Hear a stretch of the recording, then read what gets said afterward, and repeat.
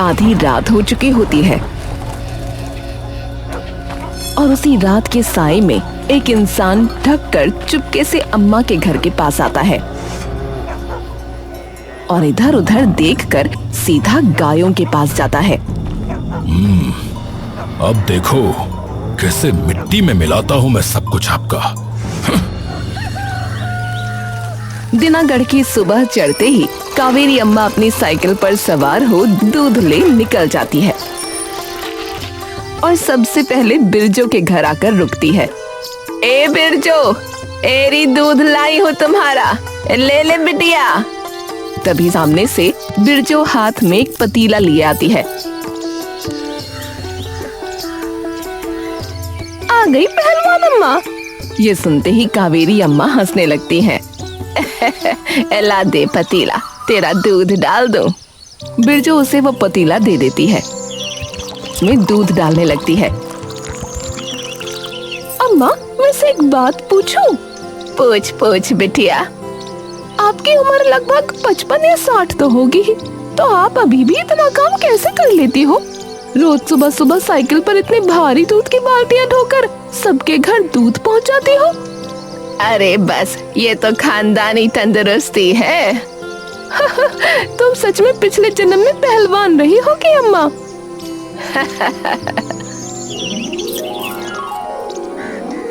कावेरी अम्मा बिरजो का दूध दे एक बार फिर अपनी साइकिल पर सवार हो जाती है। जैसे ही बाजार में खड़े सभी लोगों की नजर अम्मा पर पड़ती है, सब लोग आदर से उन्हें राम राम और नमस्ते करने लगते हैं। अरे राम राम कावेरी अम्मा। राम राम बिस्वा। बाबूजी कैसे हैं तुम्हारे? अरे एकदम ठीक है अम्मा, सब बढ़िया चल रहा है। अरे पाए लागू अम्मा। जीते रहो जीते रहो। अम्मा एक मुस्कान के साथ वहाँ से गुजर जाती हैं। अरे कमाल है अम्मा, है? इतनी उम्र हो गई लेकिन जो सब भी वही जवानी वाला है? अरे और नहीं तो का। अरे अम्मा देखो कैसे फुर्ती से रोज साइकिल पर सबके लिए दूध जो है घर पहुंचाती है? और ऊपर से मन की इतनी साफ कि पूछो मत भैया। कावेरी की इस मजबूती की वजह से ही पूरे गांव में वो अम्मा पहलवान के नाम से शुमार थी। लेकिन अम्मा का ये मान सम्मान गांव में रहने वाले विमल सेठ को खूब खटकता था, जिसकी अपनी खुद की दूध की एक डेयरी थी।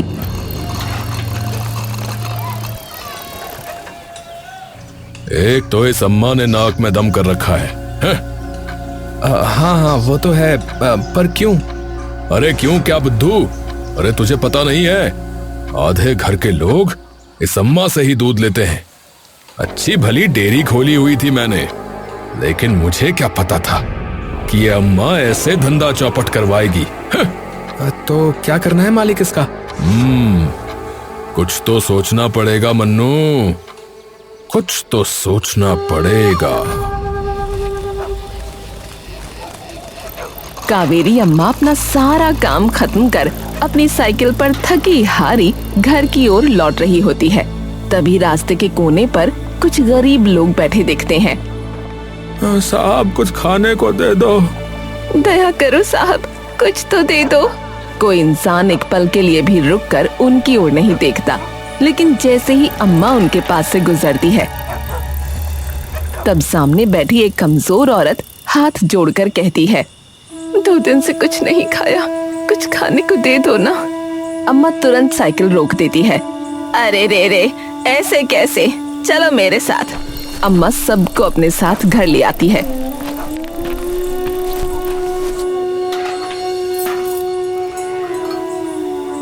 हे राम, आज ये बदन इतना क्यों दुख रहा है? अम्मा सभी लोगों के लिए खाना बनाना शुरू कर देती हैं, लेकिन उनके माथे पर पसीना साफ चमक रहा होता है और उनकी सांसें भी भारी होती जा रही होती हैं। पर फिर भी कुछ देर बाद वो सबके सामने खाना रख देती हैं। लो बेटा, पेट भर के खा लो। है सभी तुरंत खाने पर टूट पड़ते हैं और कुछ देर में उनका पेट भर जाता है। भर गया पेट? अम्मा, आप जैसा दयावान तो आज पहली बार देखा, जो किसी गरीब को खाना खिलाने घर ही ले आया। सच में अम्मा, आपका बहुत बहुत धन्यवाद। अरे तो उसमें कौन सी बड़ी बात है, खाने पे तो सबका हक है। हाँ, और बाद के लिए भी बांध दिया है, तो जब भी भूख लगे तब खा लेना। हाँ। वो सब लोग खाना लेकर वापस चले जाते हैं। उनके जाते ही अम्मा बैठकर दूध की वो बाल्टियां धोने लगती हैं। हे राम, आज ऐसा क्या हुआ? इतना ज्यादा बदन क्यों दर्द कर रहा है मेरा? हाय। अम्मा धीरे धीरे उठकर खड़ी हो जाती है और हाथ से माथा छूकर महसूस करती है कि उनका माथा पूरी तरह से गर्म हो चुका होता है। लगता है ज्यादा ही थकावट हो गई है, इसलिए तबीयत खराब हो गई है। चलो थोड़ा आराम कर लेती हूँ।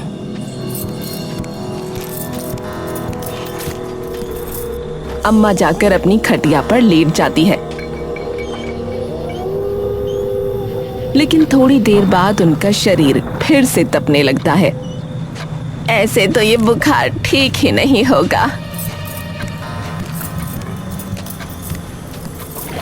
अम्मा धीरे से उठकर एक पुराना कपड़ा पानी में भिगोकर अपने माथे पर रखकर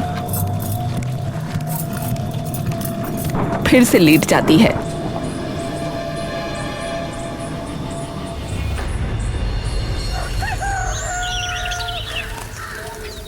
सुबह हो चुकी होती है, लेकिन अम्मा की आंख देर से खुलती है और जैसे ही अम्मा की नजर दीवार पर टंगी घड़ी पर पड़ती है तो एकदम से अपनी चारपाई से वो उठ जाती है। अरे रे रे, आज तो बहुत ही देर हो गई। अम्मा जल्दी जल्दी तबेले की तरफ भागती है जहाँ 5-6 गायें बंधी होती हैं। अम्मा तेजी से उनका दूध निकालने लगती है और फटाफट सारा दूध बाल्टी में भर के एक बार अपनी साइकिल पर बैठकर फिर से सबके घर दूध देने निकल जाती है।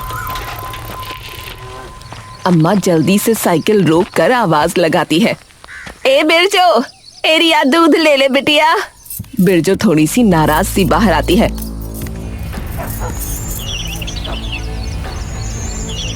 अम्मा, आज इतनी देर? सुबह से घर में हंगामा मचा हुआ है, बाबूजी को बिना चाय पिए ही काम पर जाना पड़ा। अरे बिटिया, कल रात तबीयत थोड़ी खराब हो गई थी। तो किसी को भेज देती ना अम्मा, आप अकेले ही सब काम करोगी क्या? अरे किसे भेजती बिटिया, मैं तो अकेले ही रहती हूँ। क्यों अम्मा, कोई बेटी या बेटा नहीं है आपका? अरे ना बिटिया, शादी के 2 साल बाद ही मेरे पति चल बसे और उनके जाने के बाद खुद ही अपना काम शुरू किया और चलाया, तभी से अकेली ही हूँ। बिरजो चुप हो जाती है और चुपचाप दूध ले लेती है। अम्मा फटाफट अगले घर दूध देने चली जाती है। जैसे ही अम्मा उस घर पर पहुंचती है तभी अम्मा की नजर वहां खड़ी इमली पर पड़ती है, जो कि रो रही होती है। ए इमली, रो काहे रही है बिटिया? क्या बताऊं, माँ जी है ना, उन्होंने फालतू में सबके सामने मुझे इतना डांट दिया क्योंकि चाय बनाने में थोड़ी देर हो गई थी, क्योंकि आपको आज थोड़ी देर हो गई ना। माफ करना बिटिया, तबीयत खराब थी मेरी। नहीं नहीं अम्मा, कभी कभार तो होता है, लेकिन माँ जी ने तो सबके सामने मुझे इतनी खरी खोटे सुनाई बिना मेरी बात सुने। अरे ऐसे कैसे? चला मैं बात करती हूँ इस लाजवती से। अम्मा तुरंत इमली की सास के सामने चली जाती है। ए लाजवती, क्या हो गया? क्या कहा तूने आज अपनी बहू को? अरे आज इतनी देर से चाय ही ना बनाई, पड़ी सो रही होगी सुबह से। ए मेरी वजह से देर हुई है बेचारी को, और तूने इसे इतनी खरी खोटी सुना दी। क्या हुआ अगर देर हो भी गई तो? तूने एक बार भी पूछा उससे कि बेटी क्या हुआ? लाजवती इस बात का कोई जवाब नहीं दे पाती। अरे बहू घर की लक्ष्मी होती है, कल को अगर तेरी बेटी के साथ कोई ऐसा सलूक करे तो बता, तुझे अच्छा लगेगा? इतना करने के बाद भी तू उसे ऐसे बोल रही है। अरे कोई जरूरत नहीं उसे तेरी सेवा करने की, सरकारी नौकरी वाली है, चाहे तो अलग भी रह सकती है, लेकिन संस्कारी है इसीलिए तेरी बातें सुन जाती है। ये सुनते ही लाजवती की आंखें शर्म से भर आती हैं। माफ कर देना बेटी, तेरी तरफ से तो सोचा ही नहीं कभी। ये हुई ना बात। अम्मा मुस्कुराकर वापस बाहर आ जाती है। तभी इमली वहां आती है और अम्मा के गले लग जाती है। अम्मा, मुझे हमेशा लगता था कि मेरी माँ नहीं है तो मैं किससे बताऊंगी ये सब बातें, लेकिन आपने मेरी माँ की कमी पूरी कर दी आज। अरे तो मैं हूँ ना तेरी माँ, मुझे बोल देना जब भी जरूरत हो, हैं? विमल सेठ अपनी डेयरी पर बैठा होता है कि तभी मन्नू वहाँ आता है। सेठ जी, सेठ जी, सेठ जी, आपने सुना? क्या क्या सुना? अरे उस अम्मा पहलवान के बारे में। ये सुनते ही विमल के कान खड़े हो जाते हैं। हैं? क्यों, क्या हुआ? अरे सभी घरों में देर से दूध पहुंचाया है। कई लोग तो बिना चाय पिए ही काम पे निकले हैं। क्यों, आज ऐसा क्या हो गया? अरे पता नहीं, कह रही थी कि उनकी तबीयत खराब हो गई थी तो देर से उठी थी। ये सुनते ही विमल गहरी सोच में पड़ जाता है।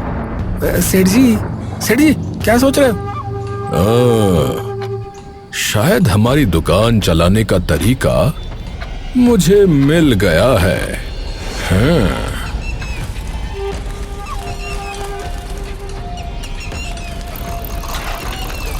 अम्मा एक बार फिर तपते बदन के साथ शाम को थकी हारी घर आती है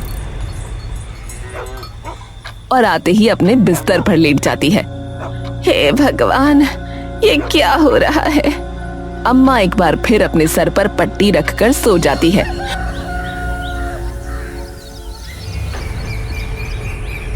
और अगले दिन फिर से उनकी और देर से आंख खुलती है, लेकिन उनका पूरा शरीर अब भी दर्द कर रहा होता है।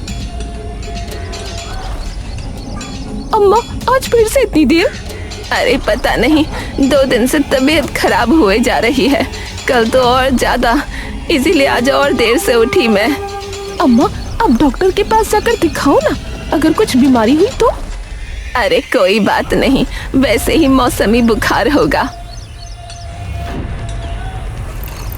अम्मा उन्हें दूध देकर अपनी साइकिल पर सवार हो फिर से आगे की ओर जाने लगती है, लेकिन जैसे ही गर्मी का प्रकोप बढ़ता है वैसे ही उनकी आंखों के सामने का दृश्य एकदम धुंधला जाता है। अम्मा एकदम से अपनी साइकिल एक बड़े से नीम के पेड़ के पास जाकर रोकती है और उसके नीचे जाकर बैठ जाती है। तभी विमल सेठ, जो कि वहां से गुजर रहा होता है, उसकी नजर अम्मा पर पड़ती है। अरे ये क्या देख रहा हूँ मैं भला? विमल सेठ पूरी फुर्ती से अम्मा के पास जाता है। अरे अरे अरे, क्या हुआ अम्मा? ऐसे माथा पकड़ के क्यों बैठी हो? अरे बेटा, कमबख्त इस तबीयत ने जान खा रखी है मेरी। अभी आ रही थी तो एकदम से सर चकरा गया, इसीलिए यहाँ बैठी हूँ। अरे अरे, आप तो घर जाकर आराम करो, अब इस उम्र में इतना काम थोड़े ही होता है भला। अरे पर ये दूध बाकी घरों में कौन पहुँचाएगा? अरे अम्मा, चिंता क्यों करती हो? अरे मैं हूँ ना, मैं अपने नौकर को बोल दूंगा, वो ले जाएगा। अरे तुम्हारा बहुत बहुत भला हो बेटा। अरे जाओ जाओ, आराम से घर जाओ। है आपकी साइकिल भी मेरा नौकर शाम को घर छोड़ जाएगा। है अम्मा मुस्कुराकर अपने घर चली जाती है और विमल तुरंत अम्मा की साइकिल अपनी दुकान पर ले जाता है। मन्नू जैसे ही विमल को अम्मा की साइकिल, तो वो एकदम चौंक कर उठता है। हाँ? अरे सेठ जी, ये आप अम्मा की साइकिल के साथ क्या कर रहे हैं? अरे बहस बाद में, पहले इसके अंदर जितना भी दूध है वो हमारे दूध में मिला दे। चल जल्दी कर। क्या? अरे कम सुनता है क्या? जो बोला है वो कर। मन्नू अम्मा की बाल्टी में से सारा दूध अपने दूध की बाल्टियों में मिला देता है। अब इससे क्या होगा मालिक? अब तू देखता जा कि इससे क्या होगा। विमल सेठ बाजार की ओर निकल जाता है और वहां जाते ही उसे वही बातें सुनने को मिलती हैं जिसका उसे बेसब्री से इंतजार होता है। अरे भाई, पता नहीं अम्मा को क्या हो गया आज। है घर से ही नहीं आई लग रहा है दूध देने, और कल इतनी देरी से आए थी। ऐसे कैसे काम चलेगा? और भैया हमारे घर भी कहाँ आई बताओ? हैं? और मेरे नहीं, आज तो कई लोगों के घर पे नहीं आई है। उनकी तबीयत वगैरह खराब है सुना है, तो भूल गई होंगी। अरे तबीयत खराब तो बहुत छोटी बात कह दी भाई। आज दोपहर में मुझे नीम के पेड़ के नीचे लेटी दिखी हैं। हैं? अरे क्या बात कर रहे हो सेठ? अरे भाई सच कह रहा हूँ। अब देखो, उनकी भी गलती नहीं है, उम्र हो गई है, और इतनी धूप में इतने भारी भारी दूध के बर्तनों के साथ साइकिल चलाना अब आसान काम थोड़ी ना है, और आगे तो अब और परेशानी होगी जैसे जैसे उनकी उम्र बढ़ती जाएगी। लेकिन उसका मतलब ये भी नहीं है कि लोग उनके इंतजार में बैठे रहें हर रोज। भाई मेरे तो जो ग्राहक होते हैं उनको तो अपना दूध वक्त से मिल जाता है। बिल्कुल हाँ, मेरा नौकर तो जवान खून है, ऐसे फुर्ती के साथ सारे घरों में दूध देकर आता है कि पूछो ही मत। ये सुनते ही वो दोनों सोच में पड़ जाते हैं।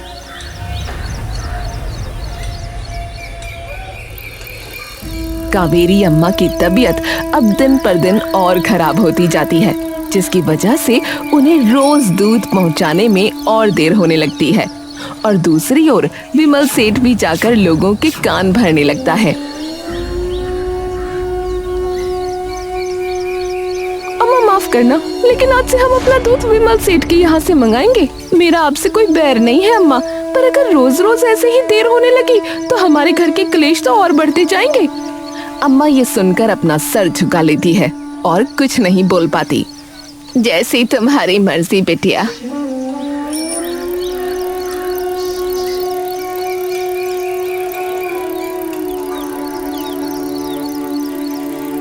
बेटा मैं कल से पूरी कोशिश करूंगी जल्दी आने की।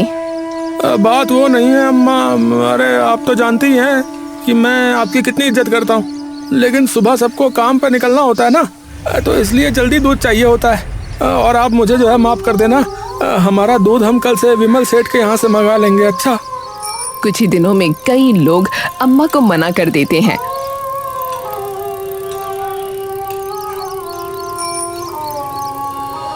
और हर दिन उनकी तबीयत भी और खराब होने लगती है। लगता है अब तो डॉक्टर के पास जाना ही पड़ेगा, वरना ऐसे ही बीमार रही तो सारा काम बंद हो जाएगा। छोटा सा क्लिनिक होता है। अम्मा बेंच पर बैठी है। अम्मा मैंने हर चीज देख ली है, और आप बात समझिए कि आपकी अब उम्र हो चुकी है, और आप जितनी मेहनत कर रही हैं ये आपके शरीर के लिए ठीक नहीं है। आजकल वैसे ही इतनी गर्मी है। पर डॉक्टर साहब, आज से पहले तो ऐसा कभी ना हुआ। अम्मा चुपचाप सुन रही होती है।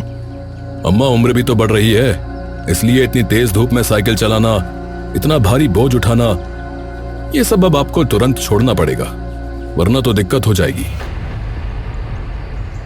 लेकिन डॉक्टर साहब, अगर काम छोड़ दिया तो गुजारा कैसे होगा?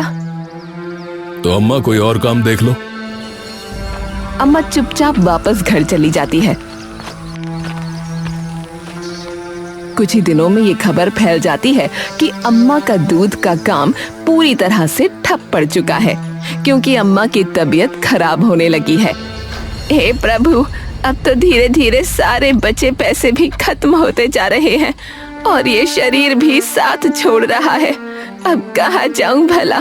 काश कोई औलाद होती मेरी तो। तभी उनके घर के बाहर कुछ दस्तक आती है। कौन है? अरे अम्मा दरवाजा खोलो, हम हैं। अम्मा उठकर दरवाजा खोलकर देखती है कि सामने वही गरीब आदमी और औरत खड़े हैं जिसे उन्होंने खाना खिलाया था। अरे आप लोग, आज भी भूख लगी है? आइए आइए, मैं बना देती हूँ आपके लिए खाना। अपने लिए नहीं अम्मा, आज आपके लिए आए हैं हम। मतलब?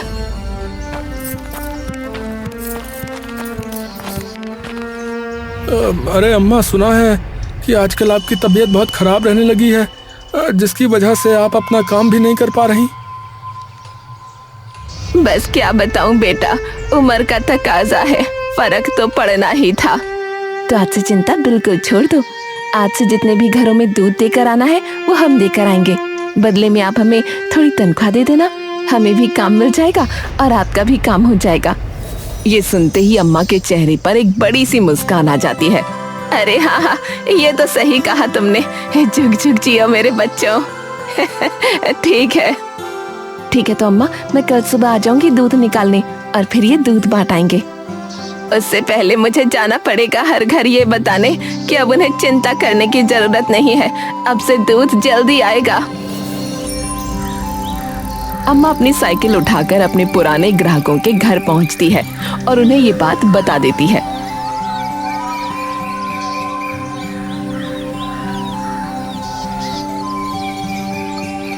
सुबह होते ही वो दोनों गरीब आदमी और औरत अम्मा के घर पहुंच जाते हैं। अरे वाह, आ गए। सबने हाँ बोल दिया क्या अम्मा? नहीं, कुछ ही लोग माने बस, पर कोई बात नहीं, और जो नहीं माने वो बाद में मान जाएंगे। हाँ, ये भी सही कहा। ठीक है, मैं तब तक दूध निकाल देती हूँ, फिर ये दूध देने चले जाएंगे। हाँ हाँ, ठीक है बिटिया।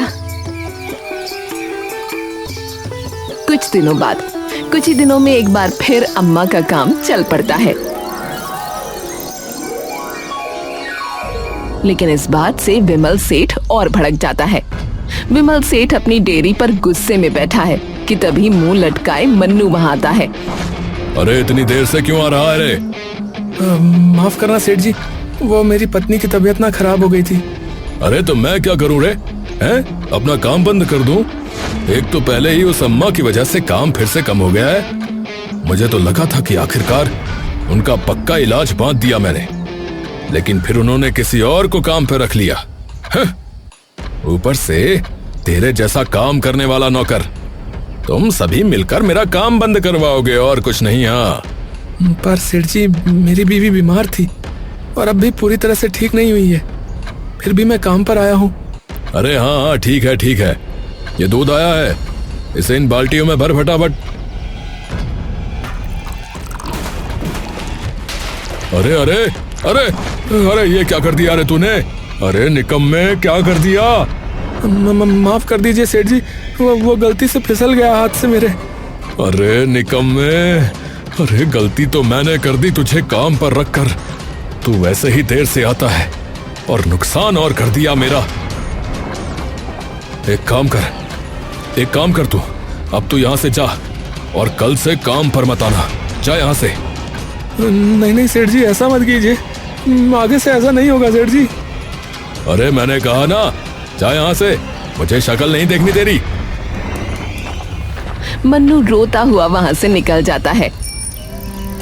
अम्मा धीरे धीरे साइकिल चलाते हुए बाजार की तरफ जा रही होती है।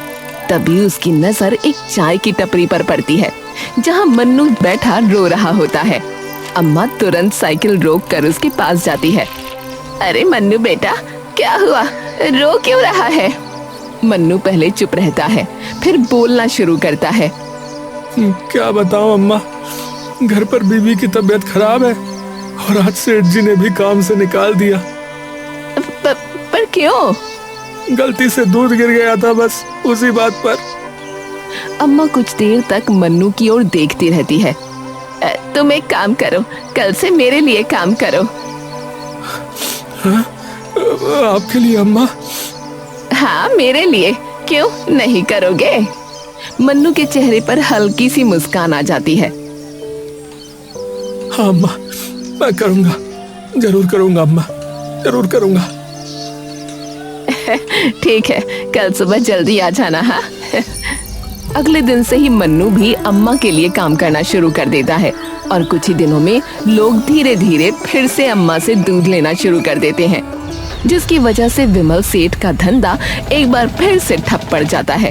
अरे सुबह से एक भी ग्राहक नहीं आया, जो थे वो भी चले गए। अब तो इस अम्मा का इलाज करना ही पड़ेगा। हाँ, करना ही पड़ेगा। आधी रात हो चुकी है और उसी रात के साए में विमल मुंह ढककर चुपके से अम्मा के घर के पास आता है और इधर उधर देखकर सीधा गायों के पास जाता है। अब देखो कैसे मिट्टी में मिलाता हूं मैं सब कुछ आपका। हाँ?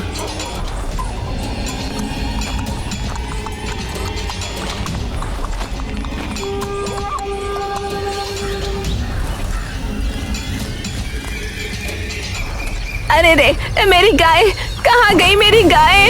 हाय! अम्मा घबरा कर इधर उधर देखने लगती है, लेकिन उसे एक भी गाय कहीं नहीं दिखती।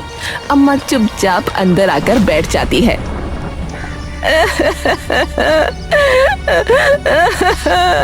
तभी वो गरीब आदमी, औरत और मन्नू अंदर आते हैं।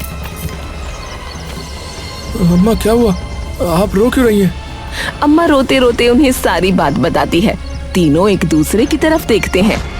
हाँ अम्मा, हम गांव का चप्पा चप्पा छान मारेंगे, किसी न किसी को तो कुछ पता होगा।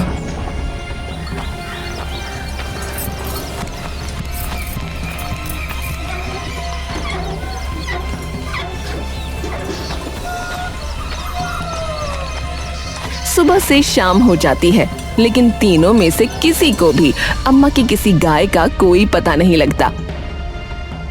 अम्मा किसी ने भी नहीं देखा। ये सुनते ही अम्मा फिर से रो पड़ती है। ए राम, अब क्या होगा? मेरे पास तो इतने पैसे भी नहीं कि नई गाय ले आओ। अम्मा पर ये हुआ कैसे? क्या किसी ने चोरी की है? तभी मन्नू को एकदम से आभास हो जाता है।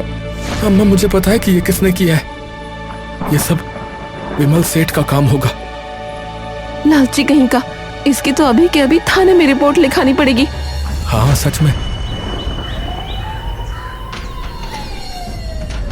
सभी लोग तुरंत विमल सेठ की कंप्लेंट थाने में दर्ज करवाते हैं।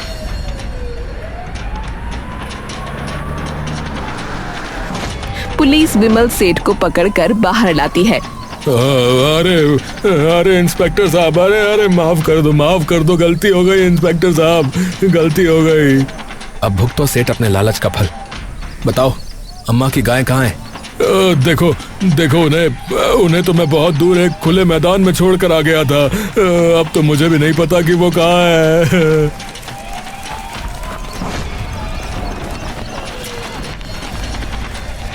अम्मा चुपचाप चिंता में बैठी होती है। अब क्या करूं? कहां से लाऊं इतने पैसे? ऊपर से तुम लोगों का काम भी चला गया। चिंता मत करो अम्मा, कुछ ना कुछ जरूर हो जाएगा। हाँ अम्मा, आप चिंता मत करो, हम लोग आपको छोड़कर कहीं नहीं जाएंगे। तभी इमली वहां आती है और आकर अम्मा के पास बैठ जाती है। अम्मा क्या हुआ? अरे क्या बताऊं बेटिया? बताओ ना अम्मा, जब तक नहीं बताओगी तब तक कैसे समझ आएगा? अम्मा इमली को सब बात बता देती है। इमली कुछ देर चुप रहती है। अम्मा ये लो, इससे 4-5 गाय आ जाएंगी। अरे नहीं बेटिया, ये कैसे ले लूं मैं? ये तो तुम्हारे हैं। क्यों अम्मा, आपने ही तो कहा था आप मेरी माँ हो। फिर बेटी अपनी माँ के काम नहीं आएगी क्या? अगर बेटी नहीं आएगी तो कौन आएगा? अम्मा की आंखें भर आती हैं। धन्यवाद बेटिया, तुम सबका ये एहसान मैं कभी ना भूलूंगी। अम्मा ये सब आपके कर्मों का फल है। आपका दिल इतना साफ है, इसीलिए आज सब आपके साथ खड़े हैं।